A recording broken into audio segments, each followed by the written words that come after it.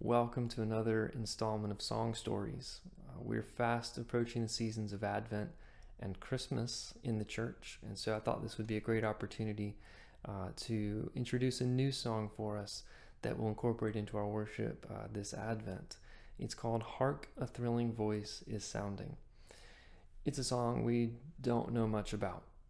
We don't know who wrote it. We don't know exactly where it comes from. We do know it was written in Latin, and some date it even as far back as the 5th century. So we know it's been a song sung in the church for thousands of years, but that's about all.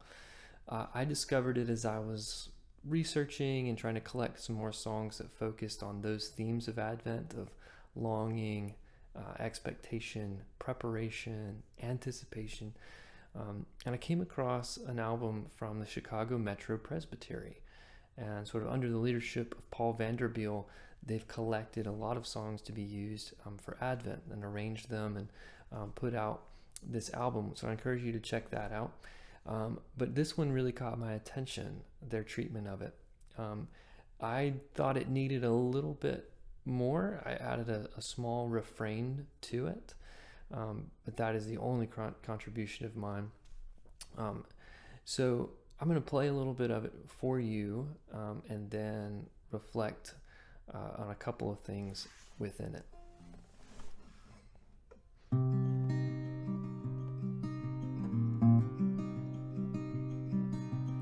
Hark, a thrilling voice is sounding. Christ is near, we hear the cry.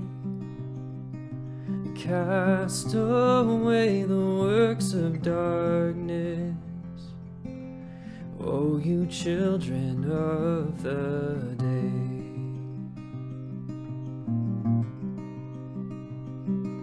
Startled at the solemn warning, let the earthbound soul arise.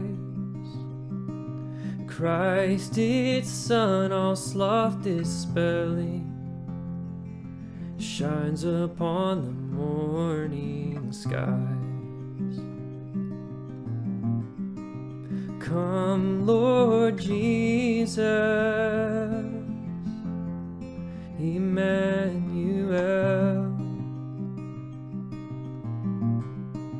Come, Lord Jesus,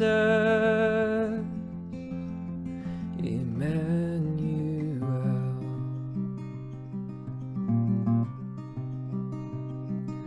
So when next he comes in glory, and the world is wrapped in fear, he will shield us with his mercy, and with words of love draw near.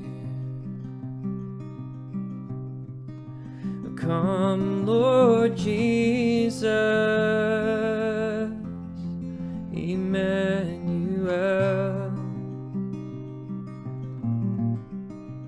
Come, Lord Jesus, Emmanuel.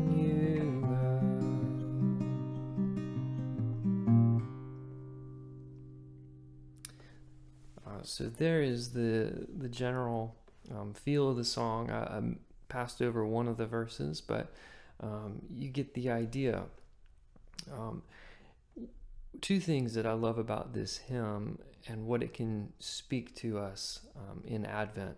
The first is that it kind of holds together the position we find ourselves in between the two Advents of Christ. We are after his coming in the manger as we celebrate at Christmas, but we are before his coming ultimately in glory, where he will come again. And so as we hear these words, which are actually a bit of a paraphrase of John the Baptist preaching as accounted in the book of Luke, we hear that call as it pertains to the Christmas event. But then in that final verse, it talks about when next he comes in glory, he will shield us with his mercy, and words of love draw near. So we have that eye to what it is that we are longing for ultimately in his second coming, to be with him and be drawn near in his love. The other thing that I really love about this is the key that it's in. It's also sort of between two places. It is not quite a major key, and it is not quite a minor key. It's actually in a mode called Dorian. And so it's two chords. One is minor and one is major. And that is what allows it to hold the tension of its content, the tension that we live in. And so it just rolls on this C minor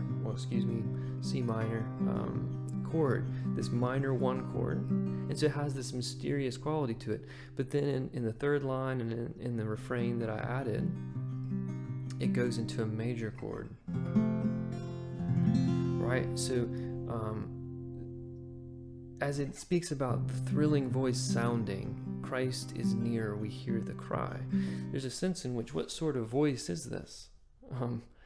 Whenever angels of the Lord appear, like in the account in Luke as it leads up to the birth, everyone falls down in fear and they're told, don't be afraid. And so then what we hear is the voice crying, Christ is near, cast away the works of darkness, right? This lift, cast away the works of darkness, you children of the day. You belong to the day. You belong to the light of the world. And so it by bouncing back and forth between this minor chord and major chord, it's holding together that tension where things aren't yet as they ought to be. There is this sense of a minor feel to our world, but we have the hope and that major lift of God with us now until the end of the age, when we will be with him fully where he is. So I look forward to bringing this to us in worship.